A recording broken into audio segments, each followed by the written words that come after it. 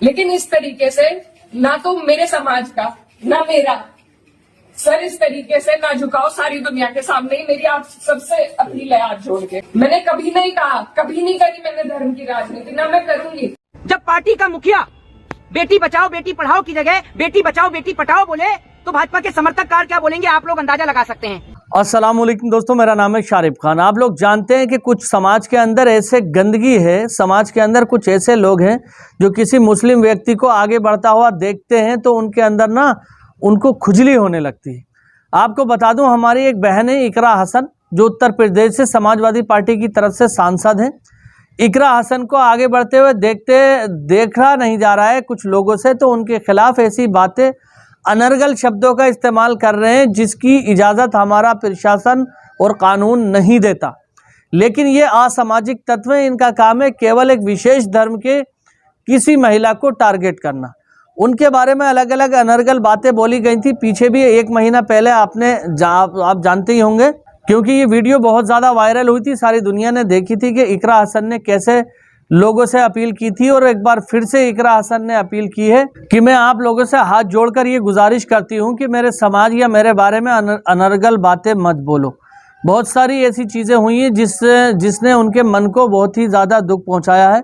तो इकरा हसन के साथ पूरा देश खड़ा है। कुछ असामाजिक तत्वों के द्वारा अगर ऐसी बातें बोली जा रही हैं तो मैं कहता हूं कि इन असामाजिक तत्वों की ही बेइज्जती है, ना कि इकरा हसन की।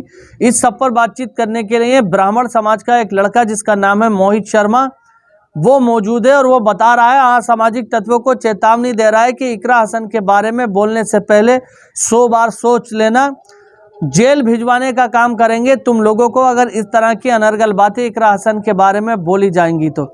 इकरा हसन एक सभ्य समाज की वो लड़की है जो हमेशा से अपने प्यार के लिए जानी जाती है। वो कभी भी किसी के धर्म के ऊपर बात नहीं करती, वो कभी भी धर्म की राजनीति नहीं करती और उन्होंने कभी भी किसी के बारे में गलत शब्दों का इस्तेमाल नहीं किया है। तो ऐसी महिला सांसद के बारे में अगर कोई अनर्गल बातें बोलता है तो बहुत ही ज़्यादा गलत बात है। इकरा हसन के सम्मान में ब्राह्मण लड़का उतर के आया है जो इकरा हसन को पूरी तरह से डिफेंड कर रहा है और असामाजिक तत्वों को चेतावनी दे रहा है और उनके ऊपर कानूनी कार्रवाई कराने की बात भी कर रहा है। तो ज्यादा वीडियो में देरी नहीं करते हुए वीडियो को शुरू करते हैं।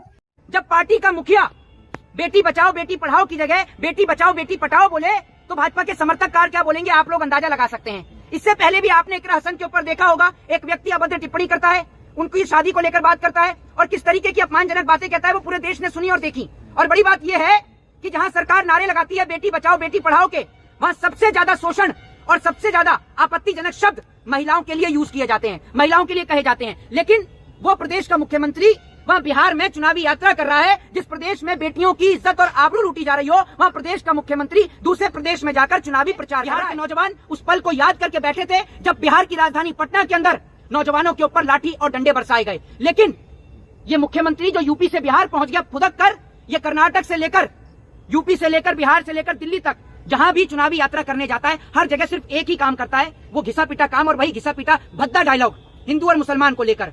अब बिहार में जाकर बुरखे को लेकर वाकया किस्सा सुनाता हूं उधम सिंह का। आपको याद होगा जब जलियांवाला बाग की घटना हुई थी तो उधम सिंह ने जाकर वहां लंदन में जाकर इंग्लैंड में जाकर वहां अंग्रेजों को जवाब देकर आए थे। तो जब उनसे उनका नाम पूछा गया तो उन्होंने अपना नाम कुछ मौलाना राम सिंह करके बताया था। जानते हैं क्यों? इसलिए बताया क्योंकि जलियांवाला बाग में हिंदू भी शहीद हुए, मुसलमान भी शहीद हुए, सिख भी शहीद हुए और ईसाई भी शहीद हुए। अगर उस वक्त पर भी इन जैसा आदमी होता तो ये देश कभी आजाद नहीं हो पाता। ये देश आजाद हुआ क्योंकि हिंदू ने मुसलमान के कंधे पर हाथ रखा और मुसलमान ने हिंदू के कंधे पर हाथ रखा और तब जाकर इस मुल्क को, इस देश को आजादी मिली। ये समाजवादी पार्टी की इकरा हसन रो रही है, कह रही कि मुझे गालियां दी जा रही है, मुझे आतंकवादी, मुझे मुल्ली कहा जाता है, मेरे भाई मेरे बाप सबको दिया रहा है गाली। भाजपा के ऊपर उन्होंने आरोप लगाया, कैसे देख रहे हैं? देखिए, भारतीय जनता पार्टी की भाषा और बोली ही यही है, ये मैं आपको बता दूं। इसमें जो जितना लुच्चा है वो उतना उच्चा है, ये आप याद रखिए। आपने रमेश बिदुड़ी को भूल गए? वो रमेश बिदुड़ी जो सदन के अंदर खड़े होकर किस प्रकार के अपशब्दों का इस्तेमाल करता है। और सबसे मेन बात, जब पार्टी का मुखिया बेटी बचाओ बेटी पढ़ाओ की जगह बेटी बचाओ बेटी पढ़ाओ बोले तो भाजपा के समर्थककार क्या बोलेंगे आप लोग अंदाजा लगा सकते हैं। इससे पहले भी आपने इकरा हसन के ऊपर देखा होगा, एक व्यक्ति अभद्र टिप्पणी करता है, उनकी शादी को लेकर बात करता है और किस तरीके की अपमानजनक बातें कहता है वो पूरे देश ने सुनी और देखी। और बड़ी बात यह है कि जहां सरकार नारे लगाती है बेटी बचाओ बेटी पढ़ाओ के, वहां सबसे ज्यादा शोषण और सबसे ज्यादा आपत्तिजनक शब्द महिलाओं के लिए यूज किए जाते हैं, महिलाओं के लिए कहे जाते हैं। लेकिन वो प्रदेश का मुख्यमंत्री वहां बिहार में चुनावी यात्रा कर रहा है, जिस प्रदेश में बेटियों की इज्जत और आबरू लूटी जा रही हो, वहां प्रदेश का मुख्यमंत्री दूसरे प्रदेश में जाकर चुनावी प्रचार कर रहा है। उस मुख्यमंत्री का नाम है योगी आदित्यनाथ। ये ऐसा मुख्यमंत्री है जो कहीं भी जाता है, किसी भी जगह जाता है, उस चुनाव को अब बिहार के नौजवान पूरा फोकस करके बैठे थे कि इस बार इसकी ताकत से, इस अंगूठे की ताकत से बाबा साहब डॉक्टर भीमराव अंबेडकर ने जो संविधान में हमें वोट का जो राइट दिया है, उस वोट के राइट के जरिए इस बार हम देश की सरकार को जवाब देने का काम करेंगे। बिहार के नौजवान उस पल को याद करके बैठे थे जब बिहार की राजधानी पटना के अंदर नौजवानों के ऊपर लाठी और डंडे बरसाए गए। लेकिन ये मुख्यमंत्री जो यूपी से बिहार पहुंच गया फुदक कर, ये कर्नाटक से लेकर, यूपी से लेकर, बिहार से लेकर दिल्ली तक जहां भी चुनावी यात्रा करने जाता है, हर जगह सिर्फ एक ही काम करता है, वो घिसा पीटा काम, और वही घिसा पीटा भद्दा डायलॉग हिंदू और मुसलमान को लेकर। अब बिहार में जाकर बुरखे को लेकर बात करने लग गया है। अरे आपको एक बात ये समझ में नहीं आती कि लोग बुरखा पहने, साड़ी पहने, सूट पहने, सलवार पहने, आपको उससे दिक्कत और परेशानी क्या है? आप ये बताओ। अगर जी कोई समय वो कह रहे हैं कि ये जो है फर्जी वोट डलवाएंगे इनसे, एयरपोर्ट पे दिखाएंगे चेहरा, पासपोर्ट में दिखाएंगे चेहरा, लेकिन यहाँ नहीं दिखाएंगे चेहरा। हाँ, फर्जी वोट किसने डलवाए हैं पूरे देश को पता है। अपने प्रधानमंत्री का पूछ के देखोगे ना तो प्रधानमंत्री बताएंगे कि उनसे बड़ा फर्जीवाड़ा किसने किया होगा शायद, है? वोट चोर गद्दी छोड़ के नारे जो भारत से नेपाल तक भी पहुंच गए, और आप जो हर जगह हिंदू मुसलमान करने पहुंच जाते हो, अपना प्रदेश नहीं संभल रहा। इनका प्रदेश बलात्कार के मामले में पहले नंबर पर आता है, समझ रहे हैं? जहां ये कह रहे हैं ना कि राम का मंदिर बना दिया हमने, राम का मंदिर न्यायपालिका ने बनाया है, आपकी कोई औकात नहीं है। और आपने कोई मजदूरी करके या अपनी सांसदों की तनख्वाह छुड़वाकर, सांसदों की पेंशन छुड़वाकर, या अपने नेता मंत्री विधायकों की सैलरी छुड़वाकर कोई राम जी का मंदिर नहीं बनाया। देश की जनता ने चंदा दिया, पैसा दिया, उससे राम जी का मंदिर बनाए, और राम के नाम पर क्रेडिट लेना बंद कर दीजिए। दूसरी बात ये, जो आप राम की बात कर रहे हो, वो राम जिसने महिला के सम्मान में लंका दहन कर दी। कभी महिला के ऊपर अपमानजनक बातें कही जाती हैं, कभी महिला के साथ बलात्कार होता है, तो कभी देश की बेटियों को सड़कों पर रौंदा जाता है। आपको तो शर्म आनी चाहिए कि आप अपने आप को बाबा कहते हैं, और आपका एटीट्यूड इतना हाई लेवल का है कि कभी अपने ऊपर फिल्में बनवा देते हो, और सपने तो इतने हसीन कि मैं भी प्रधानमंत्री बनना चाहता हूं। मुख्यमंत्री होकर आपसे एक प्रदेश नहीं संभला, आप प्रधानमंत्री बनोगे? हैं? अभी तो सिर्फ उत्तर प्रदेश को हिंदू मुसलमान में झोंक रखा है। आप जैसा व्यक्ति अगर प्रधानमंत्री की कुर्सी पर बैठ गया तो पूरे देश को आप जीते जी नरक बना दोगे। आप तो पूरे देश के लोगों को मरवाने पे लगा दोगे। आपका काम क्या है? आपका तो काम यही हिंदू मुसलमान करने का है। एक छोटा सा वाकया किस्सा सुनाता हूँ उधम सिंह का। आपको याद होगा जब जलियांवाला बाग की घटना हुई थी तो उधम सिंह ने जाकर वहां लंदन में जाकर, इंग्लैंड में जाकर वहां अंग्रेजों को जवाब देकर आए थे। तो जब उनसे उनका नाम पूछा गया तो उन्होंने अपना नाम कुछ मौलाना राम सिंह करके बताया था। जानते हैं क्यों? इसलिए बताया क्योंकि जलियांवाला बाग में हिंदू भी शहीद हुए, मुसलमान भी शहीद हुए, सिख भी शहीद हुए और ईसाई भी शहीद हुए। अगर उस वक्त पर भी इन जैसा आदमी होता तो ये देश कभी आजाद नहीं हो पाता। ये देश आजाद हुआ क्योंकि हिंदू ने मुसलमान के कंधे पर हाथ रखा और मुसलमान ने हिंदू के कंधे पर हाथ रखा, और तब जाकर इस मुल्क को, इस देश को आजादी मिली। ये जैसे लोग जो अपनी सो कॉल्ड टीआरपी बटोरने के लिए देश के हिंदू और मुसलमान को आपस में लड़ाते हैं? अरे आपका घर परिवार, सुन लीजिए, इनका घर परिवार, बीवी बच्चे तो है नहीं, लेकिन कभी उन बच्चों को तो देखिए जिनको आप कहते हो कि हिंदू हैं हिंदू। कभी देखिए कितने मेहनत के साथ उनके माँ बाप पढ़ाते हैं। आपकी सरकार की औकात उन्हें रोजगार देने की नहीं होती। आपकी सरकार की औकात किसानों को उनकी फसल का सही दाम देने की नहीं होती। आप उनके बच्चों को दंगों में जेल में बंद करा देते हैं और उसके बाद कहते हो हमारी पार्टी से तो इनका कोई संबंध ही नहीं है। कितने बेशर्म हो ना आप। और बड़ी बेशर्मी के साथ आप बिहार में भी जाकर बुर्खा लेकर आ गए, हिंदू मुसलमान लेकर आ गए। अरे बिहार के बच्चों का बेहतर भविष्य सोचो, वहां जाकर कहते। और आपके प्रदेश में तो सरकार आप कहते हैं हिंदुओं की है। कितने हिंदुओं के बच्चे IAS IPS बन गए, डॉक्टर और इंजीनियर बन गए। जैसे लोकसभा स्पीकर ओम बिरला की बेटी की लिटरल एंट्री करा दी जाती है, ऐसे आपने कितने हिंदुओं के बच्चों की कराई, जरा बताओ। मोहित शर्मा सवाल ये है कि योगी आदित्यनाथ वहां जाकर बिहार में जाकर के महिला सम्मान और बुर्का पे बात कर रहे हैं, वहीं उनकी प्रदेश की सांसद इकरा हसन रो रही हैं कि उनको अश्लील और भद्दी गंदी भाई गालियां दिया कि भाजपा के कार्यकर्ता देते हैं। इकरा हसन तो सांसद हैं, तब उनके ऊपर इस तरीके की बातें कही। कभी उत्तर प्रदेश की आम महिलाओं से पूछकर देखिए कि भाजपाओं का चरित्र और नेचर कैसा है, वो आपको बताएंगे। ये तो जब एक सांसद को नहीं छोड़ रहे, CJI को नहीं छोड़ रहे, तो आपको लगता है ये आम जनता को छोड़ेंगे? आम जनता का क्या हाल होता होगा आप अंदाजा लगाकर देखिए। इनके राज में एक IPS इंसाफ मांग रहा है, एक IPS आत्महत्या कर लेता है, उसकी डेड बॉडी रखी रहती है।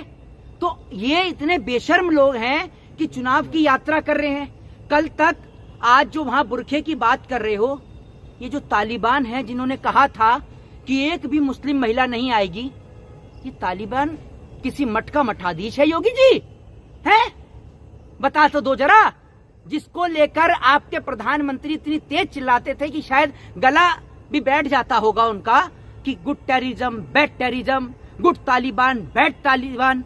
अब कहाँ है वो तालिबान? है? और गोदी मीडिया ने तो चाटने में कोई कसर ही नहीं छोड़ी। कह रहे हैं कि दुश्मन का दुश्मन हमारा दोस्त। पाकिस्तान का साथ दिया चाइना ने, मोदी जी चाइना के भी गले मिल आए। मोदी जी का कोई स्टेटस नहीं है, भाजपा की आज के समय में कोई विचारधारा नहीं है। जहां से वोट या पैसा मिले, तो एक कहावत है, एक क्या होता है जंगल में, एक जंगल के अंदर लोग कहते हैं कि राजा को बदल दिया जाए, तो राजा बदलने की बात करते तो शेर को हटाकर बंदर को राजा बना दिया जाता है।